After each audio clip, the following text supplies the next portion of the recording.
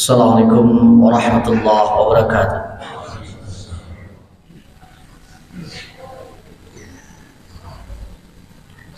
Alhamdulillahi rabbil alamin.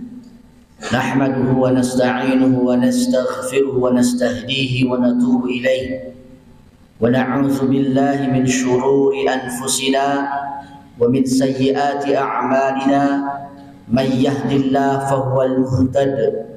ومن يضلل فلن تجد له وليا مرشدا أشهد أن لا إله إلا الله وأشهد أن محمدا عبده ورسوله الذي لا نبي ولا رسول بعده اللهم صل على محمد وأزواجه وذرياته كما صليت على آل إبراهيم وبارك على محمد وأزواجه وذرياته كما باركت على آل إبراهيم إنك حميد مجيد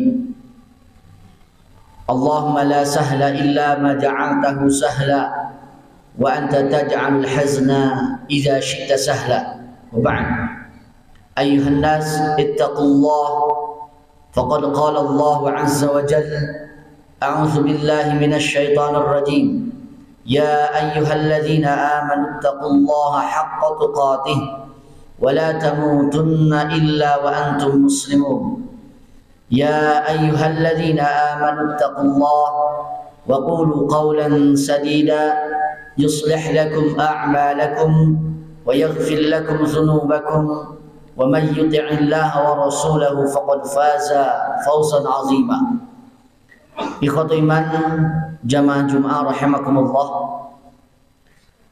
Allah Ta'ala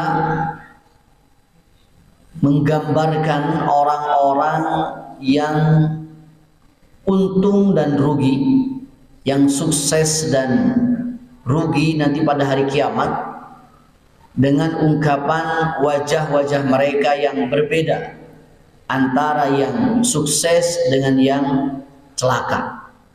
Di dalam surat Al-Ghasyiyah ayat kedua Allah mengatakan a'udzubillahi minasyaitonir rajim wujuhun yawma idzin khashi'ah 'amilatun nasibah tasla naran hamiyah. Wajah-wajah pada hari itu tertunduk terhina, khashi'ah. Kenapa? 'amilatun nasibah, karena kerja keras dan susah payah mereka. Tasla naran hamiyah, tapi ia akan masuk ke dalam neraka hamiyah, api yang sangat panas sekali. Di ayat ke-8, 9 dan ke-10-nya Allah mengatakan wujuhu yawma idzin na'imah li sa'iha radiyah fi jannatin 'aliyah. Wajah-wajah pada hari itu na'imah, sumringah, bergembira, berbahagia, berseri-seri.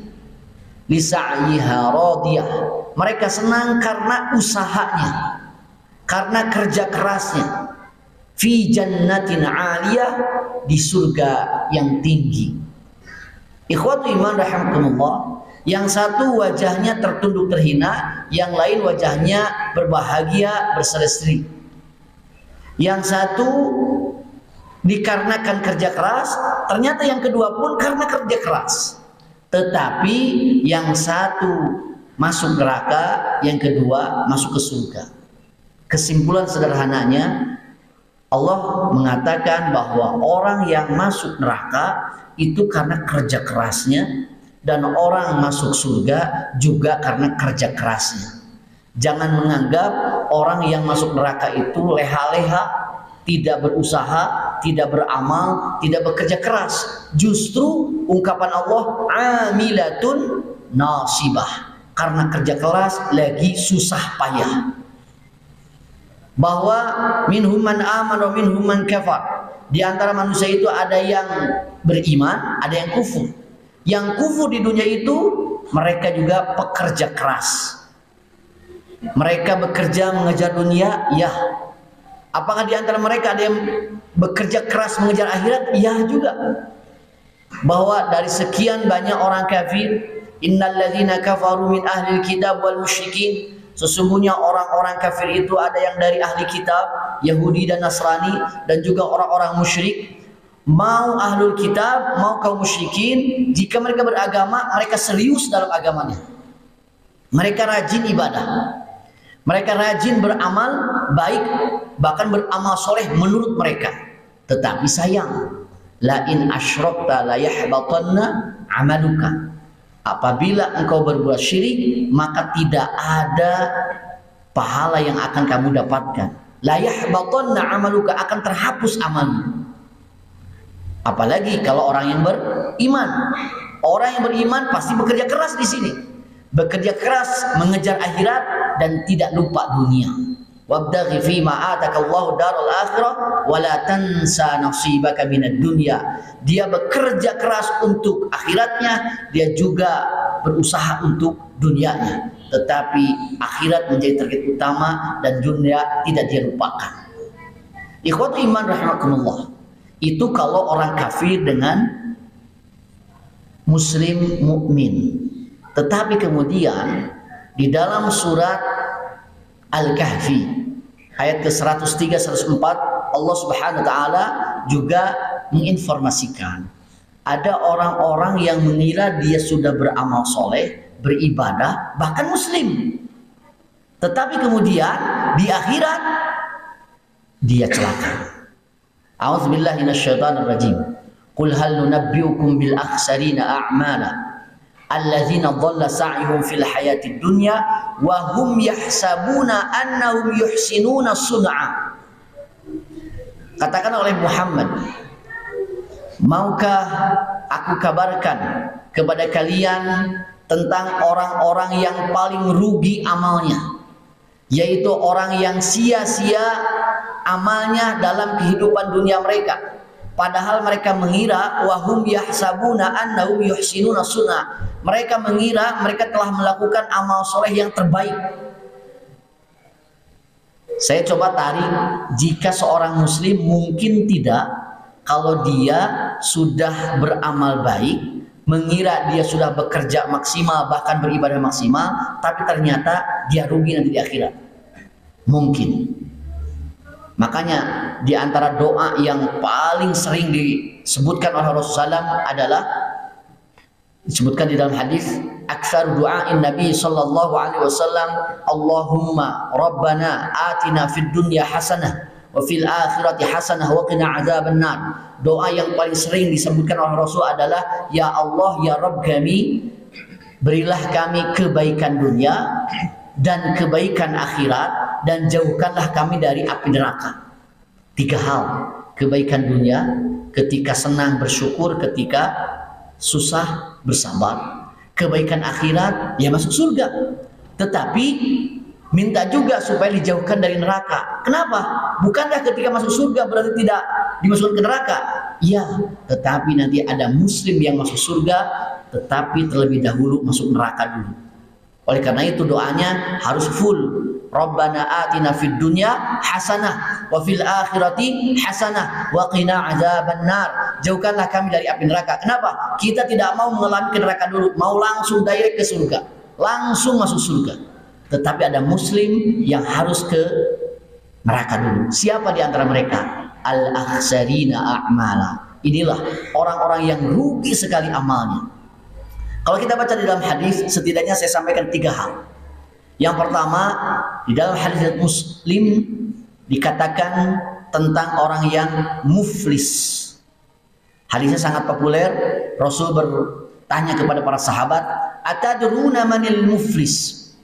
Apakah kalian tahu siapa yang muflis? Secara bahasa muflis itu bangkrut. Ternyata pemahaman sahabat dengan kita sama. Kata para sahabat, al-muflisu fina man la dirham lahu wala mata'a.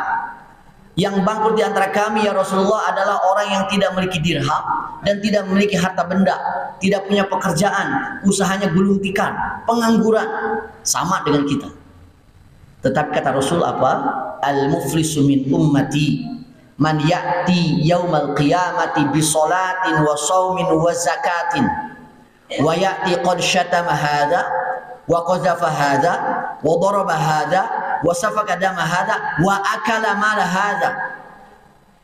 Orang yang bangkrut dari umatku adalah orang yang datang nanti pada hari kiamat, dia membawa pahala sholat, berarti tukang sholat.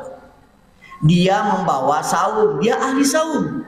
Dia membawa zakat, dia ahli zakat, ahli ibadah. Tetapi dia juga membawa dosa syatama hadza, suka menghina orang lain. Wa daraba wa qazafa hadza, suka menuduh orang lain. Wa daraba hadza, suka memukul orang lain. Wa safaka dama hadza, suka menumpahkan darah orang lain. Wa akala mala hadza, suka memakan harta orang lain. Dosa-dosa yang berhubungan dengan hakul adami kepada sesama manusia. Maka apa yang terjadi? Ahli ibadah tapi juga suka bermaksiat, melakukan dosa yang merugikan orang lain. Fahada min hasanatihi. Dosa menghina dibayar dengan pahala sholat. Wahada min hasanatihi. Dosa menuduh dibayar dengan pahala zakat. Wahada min hasanatihi. Dosa memukul orang lain dibayar dengan pahala zakat. Yang ini 3, maksiatnya 5. Yang 3 sudah terbayar, yang 2 belum terbayar. Kata Rasulullah apa? Fa in faniyat hasanatuhu. Apabila kebaikan-kebaikannya habis, min qabli ayyuqdo, padahal belum beres hutangnya, apa yang terjadi? Fa ukhidha min hasanatihim, diambil dosa-dosa orang yang pernah dizaliminya, faturihat alaihi, maka dipindahkan kepadanya, summa turiha ilan nar, kemudian dia dilemparkan ke neraka. Tukang sholat, tukang saum, tukang zakat, iya, tapi masuk neraka. Mengapa? Karena maksiatnya lebih banyak daripada ibadahnya. Ikhwatu iman rahimahullah, di dalam kajian Al-Mizan ya, ada timbangan. Nanti kan di alam mahsyar itu manusia dikumpulkan untuk apa? Menunggu untuk dihisab, satu orang. Setelah dihisab kemudian dimizan. Mizan itu lahu kifatan. Mizan itu memiliki 2 kifah, 2 tempat. Yang satu kifatul nirah, yang kedua kifatul mazlamah, untuk menimbang. Kifatul nirah untuk amal soleh, kifatul mazlamah untuk amal salah atau dosa. Ketika ditimbang, mana yang lebih berat? Ketika amal solehnya lebih berat, walau kana baydata qamlin, meskipun selisih beratnya hanya seberat telur kutu saja. Telur kutu itu kan satu, nggak tahu berapa berat itu ya, telur kutu lisa kalau orang sudah bilang. Ketika lebih berat amal solehnya, dakhala jannah, dia akan masuk surga. Tetapi ketika ditimbang, amal solehnya banyak, maksiatnya juga banyak. Ketika ditimbang, ternyata amal maksiatnya lebih berat, walau kana baydata qamlin, meskipun selisihnya hanya seberat telur kutu saja, dakhala nar, dia harus masuk neraka dulu. Ahli ibadah banyak sekali pahalanya, tapi masuk neraka. Kenapa? Muflis, bangkrut. Ini yang pertama. Yang kedua, kita menemukan di dalam hadis riwayat Muslim. Hadisnya juga populer. Dikatakan oleh Rasulullah, hadis ini dari Abu Hurairah radhiyallahu an, inna awwalan nasi yuqda yaumal qiyamah rajulun ustushhida. Sesungguhnya manusia pertama yang akan diadili nanti pada hari kiamat adalah seorang laki-laki yang mengaku mati syahid. Dia tahu, fa'arrafahu ni'amahu fa'arafaha. Dia diberitahu apa keutamaan orang yang mati syahid. Tetesan darah pertama saja sudah menghapus dosa-dosanya. Fa'arafahu, dia tahu apa keutamaan mati syahid itu. Ketika orang berperang bersama barisan kaum muslimin menghadapi orang-orang kafir harbi, orang-orang kafir yang menganiaya kaum muslimin dalam perang. Pahalanya besar sekali. Wazir wa tusanami, ini adalah puncak urusan agama ini. Bukan hanya mengorbankan harta, bukan hanya mengorbankan waktu, mengorbankan tenaga, mengorbankan pikiran, meninggalkan keluarga, bahkan mengorbankan nyawanya. Tetapi ketika ditanya oleh Allah pada yaumul hisab, fama amilta fiha, fulan, apa yang telah kamu lakukan di dunia? Dia mengatakan, qataltu fika hatta stushhidtu. Ya Allah, saya berperang di jalanmu sampai saya mati syahid. Betul dia ikut perang? Betul. Apakah dia paham apa keutamaan perang di jalan Allah? Paham. Tetapi apa yang terjadi? Kezabta. Allah katakan kamu dusta. Qatalta walakin qatalta li ayyuqala jari'un. Kamu dusta, kamu berperang hanya ingin disebut pahlawan. Kamu berperang hanya ingin disebut jagoan. Kamu berperang hanya disebut pemberani. Apa yang terjadi? Fa umira bihi fasuhiba ala wajhihi fa ulqiya finnar. Diperintahkan wajahnya diseret, kemudian dilemparkan ke neraka. Seorang muslim, dia bukan hanya ibadah biasa, perang pun ikut bersama pasukan kaum muslimin menghadapi orang-orang kafir harbi. Tetapi apa yang terjadi? Dia masuk neraka. Kenapa? Tidak bisa mengelola hatinya, tidak bisa menjaga keikhlasannya. Apa itu? Ria. Hati-hati, penyakit yang kedua yang akan membuat ahli ibadah masuk neraka adalah ar-riya. Inna akhwafa ma akhafu alaikum asyirkul asghar. Kata Rasulullah, yang paling aku takutkan atas kalian adalah syirik kecil. Apa yang maksud dengan syirik kecil ya Rasulullah? Ar-riya. Ria, ingin dipuji orang, ingin dilihat orang. Dalam hadis yang sama, Allah pun bertanya kepada seorang, ma amilta fiha, apa yang telah kamu lakukan di dunia? Maka orang yang ini mengatakan, qara'tul Qur'an wa 'allamtu. Ya Allah, saya senantiasa membaca Al-Qur'an dan saya orang yang selalu mengajarkan Al-Qur'an. Kita tahu di dalam hadis yang lain, khairun nas man ta'allama Al-Qur'an wa 'allamahu. Sebaik-baik manusia itu adalah orang yang belajar Al-Qur'an dan mengajarkan Al-Qur'an. Dia tahu betul apa keutamaan membaca dan mengajarkan Al-Quran. Tetapi ketika itu Allah mengatakan, kazabda, kamu dusta. Qara'tal Qur'ana li ayyuqala qari wa ta'allamtal ilma li ayyuqala alim. Kamu baca Al-Quran hanya ingin disebut qari saja. Bagus bacaannya. Kamu menghafal Al-Quran hanya disebut hafiz saja. Kamu mempelajari ilmu agama hanya disebut ulama saja. Ternyata ria ini menyebabkan apa? Fa umira bihi fasuhiba ala wajhi fa ulqiya finnar. Diperintahkan dia diseret wajahnya, dilemparkan ke neraka. Tukang baca Quran, ahli Al-Quran, penghafal Al-Quran, pengkaji Al-Quran, bahkan dinobatkan di masyarakat sebagai ulama, tapi masuk neraka. Kenapa? Tidak bisa menjaga niatnya. Ria. Barakallahu li wa lakum.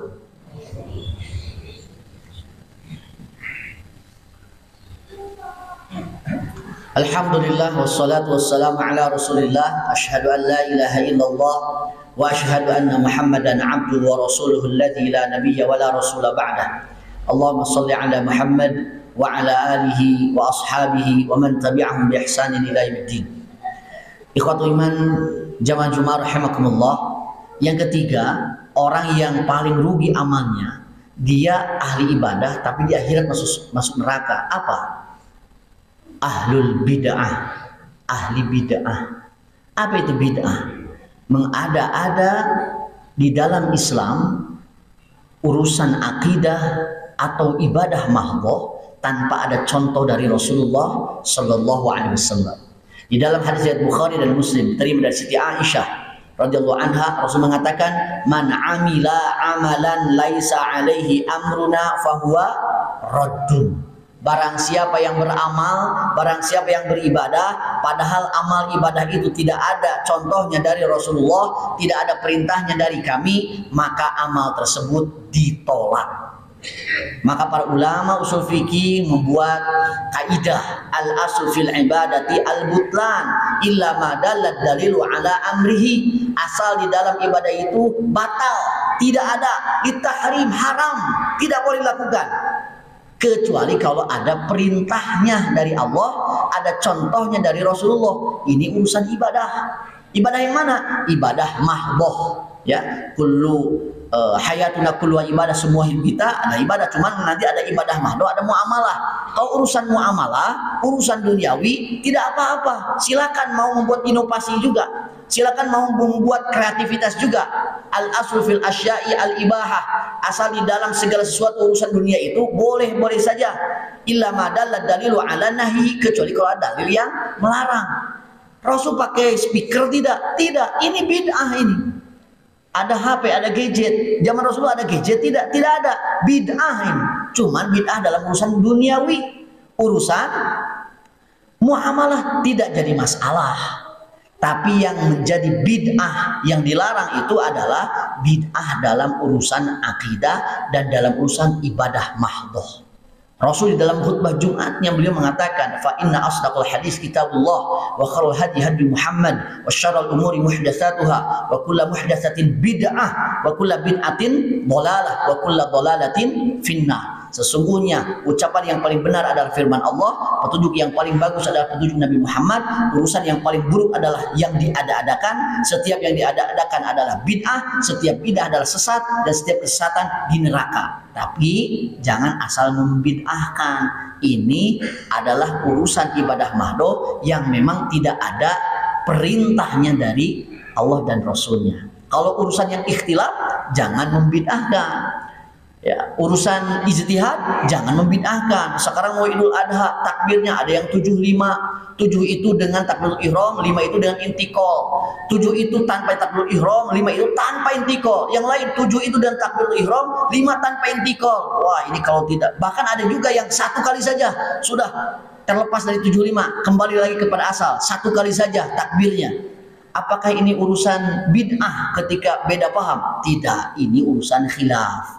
Ini wilayah ikhtilaf, rahabatus sadri fi masail khilaf. Ini wilayah berlapang dada, inklusif, tasamuh, toleransi dalam perbedaan yang furu', bukan urusan bid'ah. Hukum tabdi fi masail khilaf, hukum membid'ahkan dalam urusan khilaf, urusan ijtihad dilarang. Bid'ah itu kalau betul-betul tidak ada contohnya dari Rasulullah sallallahu alaihi wasallam. Sekian bisa disampaikan. Allahumma shalli wa sallim wa barik ala Muhammad wa ala alihi wa ashabihi wa man tabi'ahum bi ihsanin ila yaumiddin. Allahumma arinal haqqa haqqan warzuqna ittiba'ah wa arinal batila batilan warzuqna ijtinabah. Allahumma ighfir lil mu'minina wal mu'minat wal muslimina wal muslimat al ahya'i minhum wal amwat. Rabbana atina fid dunya hasanah wa fil akhirati hasanah wa qina adzaban nar. Aqulu qawli hadza wa astaghfirullah li wa lakum. Assalamu alaikum warahmatullahi wabarakatuh.